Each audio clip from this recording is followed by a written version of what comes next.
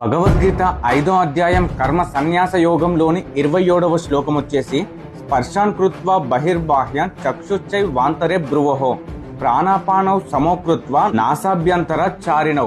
ఈ శ్లోకంలో శ్రీకృష్ణుడు ఏమంటుండంటే, మనం శాంతిని పొందాలంటే బయట ప్రపంచంలో ఉన్న ఆకర్షణలు, శబ్దాలు, కోరికలు ఇవన్నీ కొద్దిసేపు పక్కన పెట్టాలి. మన దృష్టిని లోపలికి తిప్పుకొని శ్వాసను సమంగా నియంత్రిస్తూ మనస్సు ఒక్కచోట కేంద్రీకరిస్తే అతని మనస్సు స్థిరంగా మారుతుంది. ఒక చిన్న ఉదాహరణ చెప్తా. ఒక మొబైల్ ఫోన్ రోజంతా ఉపయోగిస్తే బ్యాటరీ మొత్తం ఖాళీ అయిపోతుంది. అప్పుడు దాన్ని ఛార్జర్కు పెట్టి కొంతసేపు వాడకుండా అలాగే ఉంచితే మళ్ళీ ఆ ఫోన్ ఫుల్ ఛార్జింగ్ అయిపోతుంది.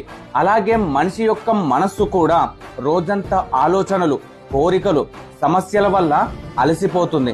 అప్పుడు కొద్దిసేపు ప్రశాంతంగా ఉండి ధ్యానం చేసి శ్వాస పైన దృష్టి పెడితే మనసు మళ్ళీ ప్రశాంతంగా మారుతుంది.